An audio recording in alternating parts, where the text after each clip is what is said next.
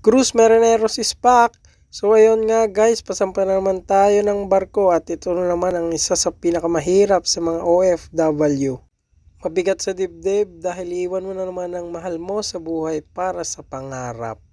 At dali-dali na nga tayong bumaba para mag-check-in ang luggage natin. At pagtapos nga natin mag-check-in, papasok na tayo papunta ng immigration. Tingnan natin kung gaano sila kahigpit dito sa immigration guys. At nung pagtapos nga natin sa immigration, dali-dali naman ako nagpunta sa waiting area.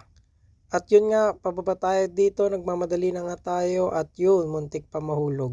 At yun na nga, ito na nga, boarding time na nga tayo. So ayun, isa sa pinakamahirap talaga, yung hirap mong yakbang yung paa mo dahil unang flight mo ito. And yan, nandito na tayo ngayon agad sa Taipei. Dito tayo mag-aantay ng 6 hours para papunta sa San Francisco.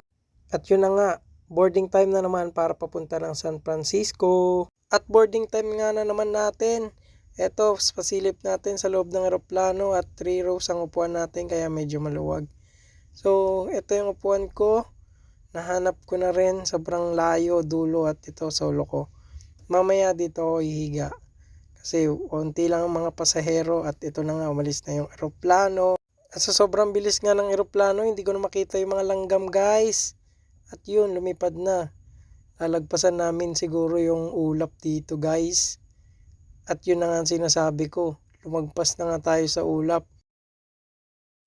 At nang pagdating nga natin sa San Francisco, lumipad ulit tayo pupunta dito sa San Diego. Ngayon, nandito na tayo sa hotel. At ito ang hotel ng San Diego. Kasi mag-hotel pa tayo bago kinabukasan dahil ang barko natin bukas pararating. Ito yung hotel sa San Diego. Makita nyo yung expressway nila dyan, ang luwag. At ito na nga, maggagabi na. Yun. Ito yung view paggabi sa hotel na pinasukan namin. Makikita nyo talagang sobrang ganda. At yun guys, follow and share nyo na lang. Thank you sa mga panonood at antayin nyo pa ang mga susunod na vlogs natin. Maraming salamat!